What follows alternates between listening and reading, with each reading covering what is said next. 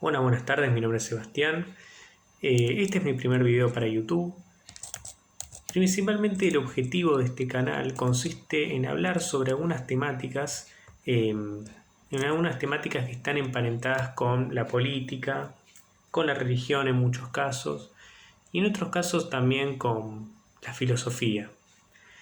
En primer lugar, me gustaría hablar sobre algunos mitos para este primer video, me gustaría hablar sobre algunos mitos que son repetidos constantemente por ahora una ideología llamada la ideología libertaria, que está ganando mucho terreno principalmente en el sector de los jóvenes, ¿no? Es una ideología que prácticamente podríamos decir que está de moda hoy en día y que realmente influenció mucho, generó mucha influencia en los jóvenes. En primer lugar, me gustaría hablar sobre el mito de la Argentina potencia.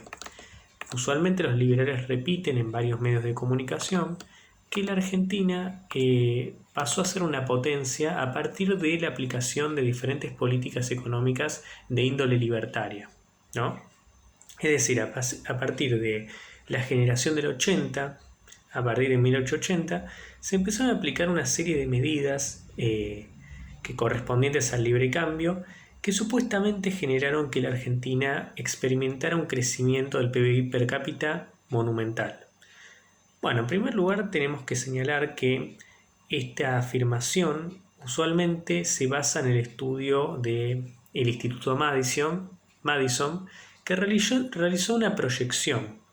Sin embargo, esta proyección tiene sus problemas porque esta proyección no se basa en datos concretos, sino que es una mera estimación, como así también la estimación de los abortos, por ejemplo. Es decir, ¿por qué digo que es una mera estimación? Porque la Argentina no contó con estimaciones precisas y continuas de su producción y de sus habitantes a partir de la creación del Consejo Coordinador de Investigaciones Estadísticas y Censos en julio de 1946. Es decir, a partir de ese momento el PBI empezó a medirse de una manera científica y a partir de ese momento empezamos a tener datos fiables sobre cuál era la cantidad de habitantes y cuál era la producción que se registraba en el país. Sin embargo, una estimación posterior que fue realizada por la CEPAL intentó reconstruir las estadísticas de producción desde el año 1900, pero el organismo decidió no publicarla porque consideró que esas estimaciones prácticamente eran muy anticientíficas y no se basaban en ningún dato concreto, sino que eran puras suposiciones, puras especulaciones, conjeturas. Y sin embargo, el proyecto Madison decidió basarse en este estudio de la CEPAL. Y a partir de este estudio de la CEPAL es que el Instituto Madison decide afirmar o demostrar, entre comillas, que la Argentina experimentó un crecimiento del PBI monumental. Sin embargo, estas estimaciones, además de ser infundadas, pasan por alto hechos históricos de la Argentina, como por ejemplo la crisis de 1890, que significó que en la Argentina se realizara una revolución, es decir, la revolución del parque, y te pasa también por alto otra crisis muy importante, una crisis ya a nivel mundial, no solamente aconteció en la Argentina, que fue la crisis de 1753, ¿no? 1873, perdón. Bueno, esta crisis fue fue denominada como la primera Gran Depresión. Sin embargo, el Instituto Madison pasa por alto esto. Si no lo pasaría por alto, entonces nos encontraríamos con que el PBI per cápita registrado en esa época, que se tiene en cuenta, sería menor. Sin embargo, el proyecto Madison decidió no tenerlo en cuenta. De modo que las estimaciones de este estudio son bastante falaces y no pueden considerarse ningún dato empírico. Bueno, por otro lado, aún suponiendo que la producción del PIB per cápita haya experimentado ese crecimiento monumental, lo cierto es que no nos podemos basar solamente en el PIB per cápita a la hora de afirmar si la Argentina en ese momento era un país pobre o no. ¿Por qué? Porque el PIB per cápita únicamente mide la cantidad de producción que acontece en un país sobre dividido el total de la población de ese país, el total de habitantes, suponiendo que todos los habitantes reciben la misma cantidad de riqueza por igual, suponiendo que la distribución de esa producción es completamente equitativa para cada persona, lo cual no tiene ningún sentido, no tiene ningún correlato con la realidad. Es por eso que lo mejor a la hora de determinar cuál es la pobreza de un país no es el PIB per cápita. Sin embargo, a pesar de que en aquel momento no existían estadísticas sobre la cantidad de pobreza que había, lo cierto es que podemos estimar cuál era la pobreza en la Argentina en aquel momento. Y no solo estimar, sino que más bien nos basaríamos en hechos concretos, como por ejemplo la creación de los conventillos, la multiplicación de los conventillos en aquel momento. En ese momento de esplendor, de supuesto esplendor, la Argentina estaba recibiendo muchos inmigrantes. Estos inmigrantes se quedaban en el país, venían al país porque huían de una Europa empobrecida. Y venían al país a trabajar. Pero obviamente venían al país a trabajar con la condición de cobrar salarios bajos. Obviamente. Los salarios en aquella época fueron bajísimos. Por ejemplo, de acuerdo con el historiador James Scooby, los salarios fueron bajos durante la mayor parte del periodo en cuestión, especialmente durante 1890, aunque empezaron a subir después de 1905. Los salarios diarios que se pagaban en peso papel tenían en 1871 un valor de 1,20 pesos en oro. En 1880 su valor era de 0,75 pesos en oro. En 1885 de 1 peso en oro. En 1890 de 0,60 pesos en oro. Y bueno, después, en 1901 pasaron a tener 0,50 y así. O sea, fueron salarios bastante bajos los que se cobraban en aquel momento. También es verdad que, por ejemplo, el peón era muy diferente la situación que podía experimentar un trabajador de la capital en comparación con un trabajador que vivía en el interior. Principalmente porque en el interior los trabajadores se encontraban en una situación extremadamente precaria. Hay un documento que ilustra muy bien este hecho, que es el documento redactado por Vialet Macé. En ese documento, que fue encargado por, en aquel momento, Joaquín B. González, Vialet Macé explica y describe cuáles eran las condiciones de vida de los trabajadores en ese momento, las cuales eran extremadamente precarias. Bueno, con respecto a los conventillos, al comenzar el año 1880, Buenos Aires contaba con 1.770 conventillos, en los que pernoctaban 51.915 personas, repartidas en 24.023 habitaciones de material, madera y chapas. 3 años después, las casas de inquilinato eran 1.868, pero apenas se habían agregado 1.622 cuartos para alojar a 12.241 nuevos parroquianos. En 1887, pico de la década, los conventillos eran en total 2.835. A mediados de 1890 el número de estos decreció a 2.249, pero la relación entre habitaciones y habitantes continuaba siendo alarmante, porque tan solo habían 37.603 habitaciones para 94.743 inquilinos. Durante 1814, a 4 años de la celebración del centenario, alrededor del 61% de la población vivía en conventillos o en casas precarias, mientras que solo el 39% restante residía en casas de altura, departamentos o en casas de material. Es decir, la mayor parte de la población habitaba en conventillos.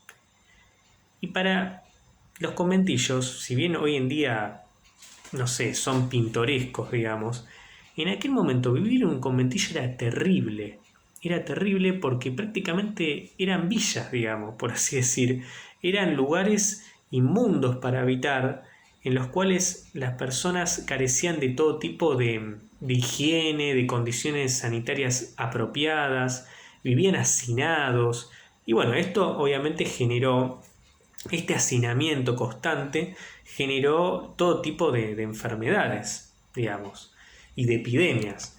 Por ejemplo, en su estudio sobre las casas de inquilinato de Buenos Aires, que fue publicado en 1885, el doctor Guillermo Rawson, que fue el fundador de la Cruz Roja, apelaba al desarrollado espíritu de supervivencia de la dirigencia para intentar mejorar las condiciones de vida de los inquilinos.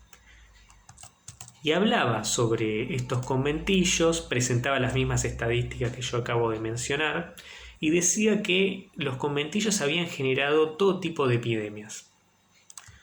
Bueno, después muchos, obviamente los libertarios sostienen que en aquel momento se aplicaron únicamente políticas libertarias. Sin embargo, no fue tan así. No, las políticas no fueron absolutamente libertarias. Porque si vamos a los datos que fueron recopilados en el libro Historia Argentina de John Lynch, en aquel año la deuda aumentó desmesuradamente. Y ese aumento de la deuda fue lo que terminó generando la crisis de 1890. Bueno, vamos a ver un poco.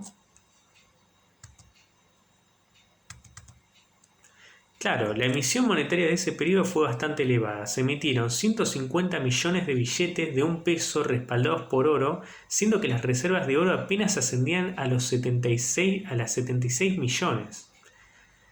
Tal y como señala el libro, el acusado aumento de los precios que sobrevino más tarde al despreciarse la moneda produjo escasez de la oferta monetaria. Y bueno, para financiar esta oferta monetaria se debió aumentar la deuda externa.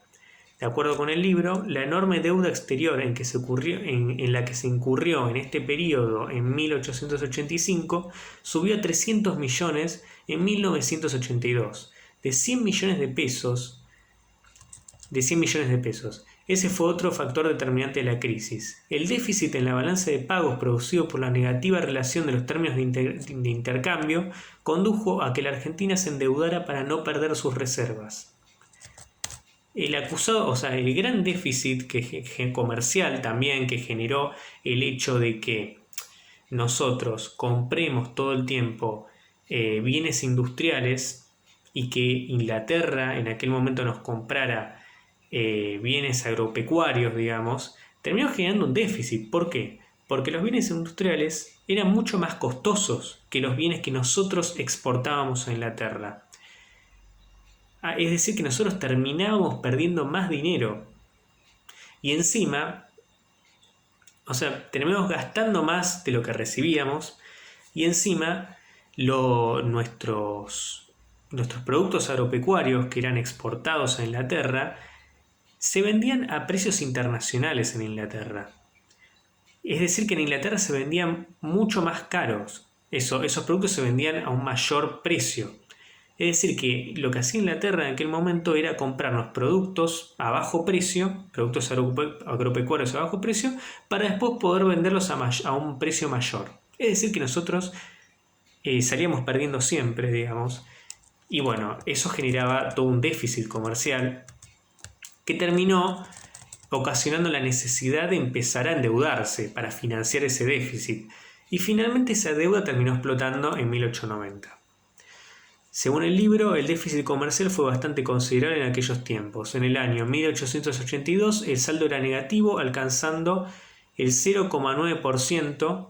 En 1883 era de 20,2% negativo. En 1884 era de 26,0% negativo. En 1885 era de 8,3% negativo.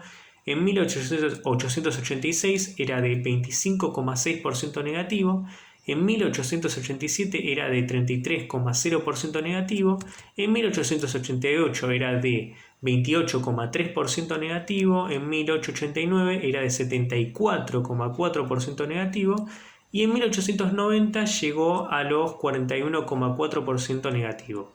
Es decir, el déficit era muy grande. Bueno, La deuda contraída en aquel momento fue muy considerable. En 1884 los pagos del servicio de la deuda alcanzaban los 28 millones de pesos oro. Pero para el final del mandato de Roca, para los que dicen que el que se empezó a endeudar y el que empezó a hacer desastre fue Juárez Selman, Argentina elevaba sus deudas externas a 38 millones de libras esterlinas. Esta acumulación derivó en la crisis de 1890, porque ya era insostenible, digamos, ya esta política económica era absolutamente insostenible.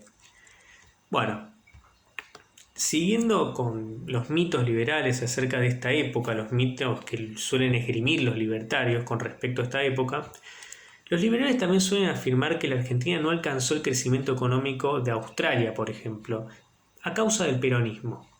¿Esto es así? Bueno, ellos se basan obviamente en el proyecto Madison, el cual es completamente falaz, como ya antes lo habíamos anunciado, pero sin embargo, incluso si nos basáramos en el proyecto Madison, notamos que entre 1929 y 1945 la diferencia en cuanto al crecimiento de ambos países ascendía al 1,5%. Y luego, entre 1945, es decir, en el periodo en el cual ascendió Perón, entre 1945 y 1975 la diferencia de crecimiento del PBI per cápita entre ambos disminuyó al 0,20%.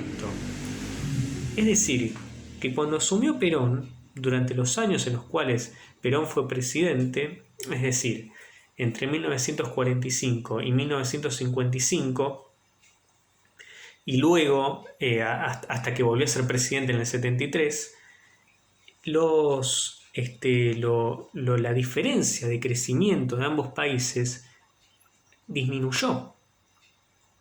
Es decir, que ocurrió todo lo contrario. Y bueno, finalmente, entre 1975 y 2002 la diferencia aumentó al 2,15%. Como ya sabemos, durante 1975 y 2002, ¿quiénes gobernaron? La dictadura, Menem, etc. No gobernó nada parecido al peronismo. Hay muchos que dicen que Menem era peronista, pero lo cierto es que eso solamente aplicó políticas económicas absolutamente opuestas a los primeros gobiernos peronistas. Bueno, esta información yo la saqué del libro ¿Por qué Argentina no fue Australia?, que fue escrito por Pablo Gerchunov, tiene un apellido bastante complicado, el cual justamente lo que hizo fue comparar las estadísticas que fueron proporcionadas por el Instituto Madison. Así que bueno, espero que les haya gustado este video y bueno, intentaré mejorar un poco la calidad, pues ya sé que es un desastre, e intentaré editarlo mejor. Hasta luego.